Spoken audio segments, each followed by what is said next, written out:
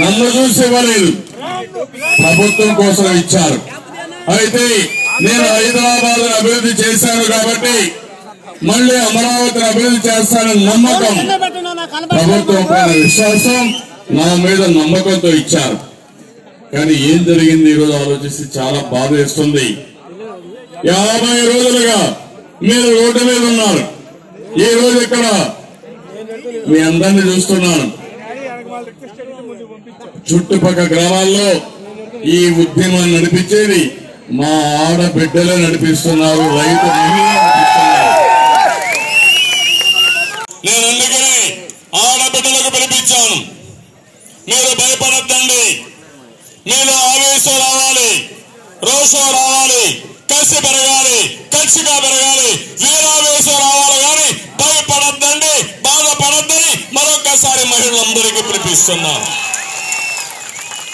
మిమ్మల్ని కూడా నేను అడుగుతున్నా, దుర్మార్గుడు వచ్చినప్పుడు ఇంటికి ఒక మనిషి బయట రావాల్సింది. మా ఆడబిడ్డలు చూస్తున్నా, మా యువతను చూస్తున్నా. తమ్ముళ్ళు, మా ఆడబిడ్డల దగ్గర మీరు నేర్చుకోవాలి. ఏమమ్మా మీరు బాగా చేస్తున్నారా లేదా? గట్టిగా చెప్పండి, కూడా చెప్పండి మీరు చేస్తున్నామని. ఈ యువత ముందుకు రావాలా లేదా?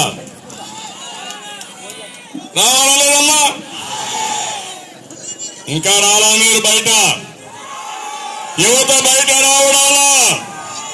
మీకు ఆవేశం రావడం లేదు, మీలో పౌరుషం రావడం లేదు. ఇది నా పోరాటం నా ఒక్కడి కోసం కాదు, మీకోసం, మీ భవిష్యత్తు కోసం. ఈ రాష్ట్రం సర్వనాశనం అయిపోతా ఉంటే చూస్తూ చూస్తూ ఊరుకుండలేం.